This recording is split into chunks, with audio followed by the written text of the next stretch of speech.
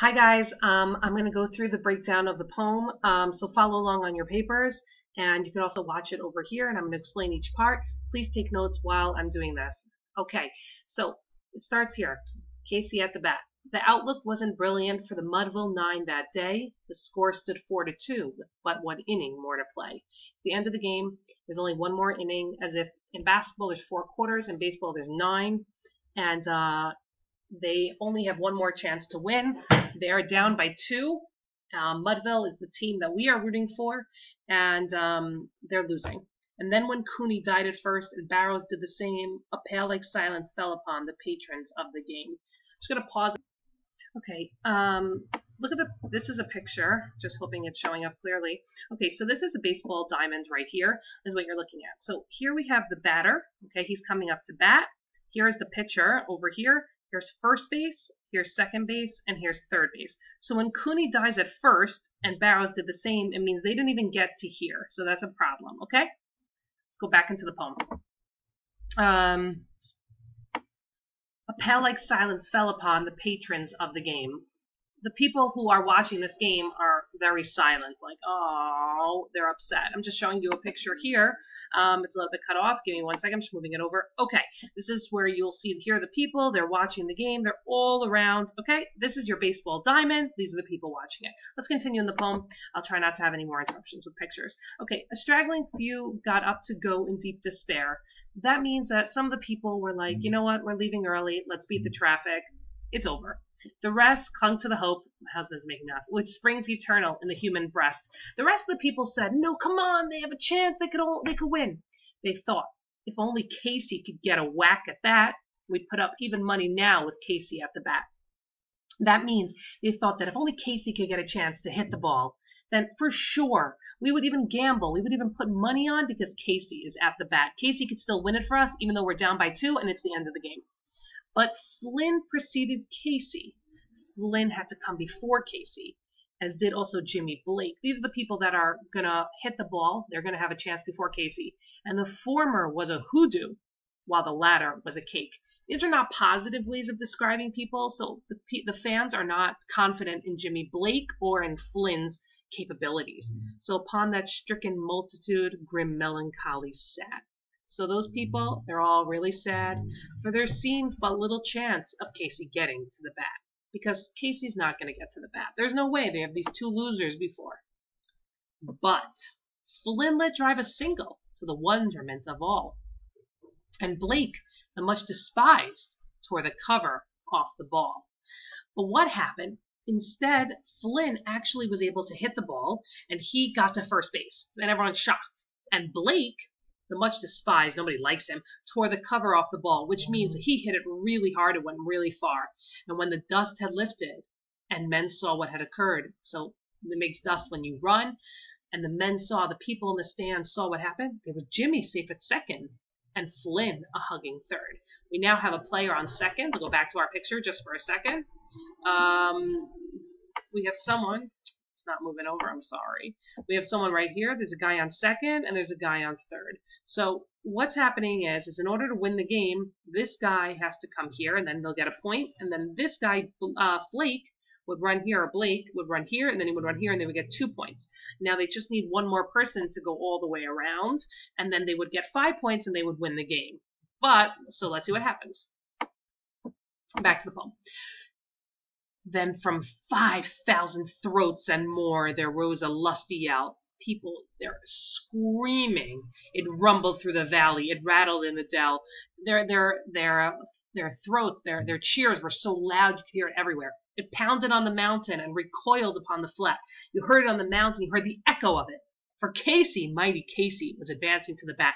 They never thought it was possible. Casey is going to bat. They have a chance to win this game. Casey, the one they're all waiting for. Here we go. There was ease in Casey's manner as he stepped into his place. There was pride in Casey's bearing and a smile on Casey's face. Casey's full of himself. He's walking. He's chilling out. He's stepping on the plate. Gets to his place. He has pride. He's smiling.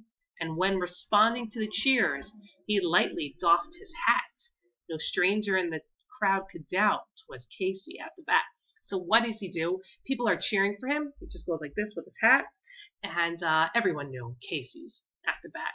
10,000 eyes were on him as he rubbed his hands with dirt. 5,000 tongues applauded when he wiped them on his shirt. Why 5,000 versus 10,000, right? Eyes, there's 10,000 eyes and 5,000 tongues. 5,000 people are watching. Then while the writhing pitcher ground the ball into his hip, defiance flashed in Casey's eye. A sneer curled Casey's lip. So the pitcher is getting ready. He has the ball in his hip. He's getting ready to throw it. Casey's eyes show defiance, sneer. Okay, these are all, he's getting ready to play. He's tough. And now the leather-covered sphere came hurling through the air. The ball comes through the air, and Casey stood a-watching it in haughty grandeur there. Casey just stands there watching it. Close by the sturdy batsman, the ball unheeded sped. That ain't my style, said Casey. Strike one, the umpire said. So Casey decided he didn't want to hit that ball. It wasn't good enough for him. Now, a strike, if you don't hit the ball and it was a chance that it would be a good, meaning you had the opportunity to hit it, you get a strike. 3 strikes will give you an out. Okay? So remember, they already have 2 outs because the first 2 people struck out. They have 1 more out, and they have a man on second base and a man on third base.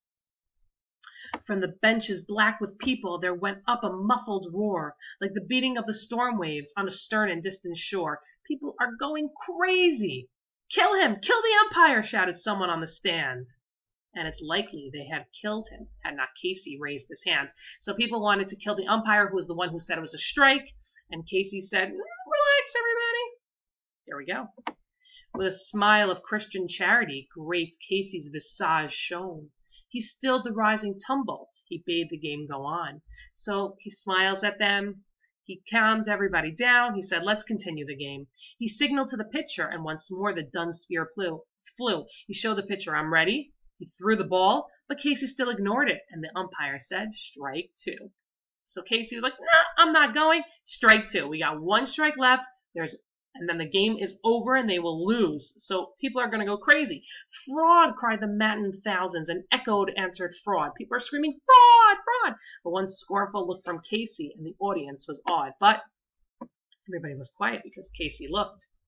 They saw his face grow stern and cold. They saw his muscles strain, and they knew that Casey wouldn't let that ball go by again. They saw that now Casey's serious. It is the end of the game. He's going to win this. The sneer is gone from Casey's lip. His teeth are clenched in hate.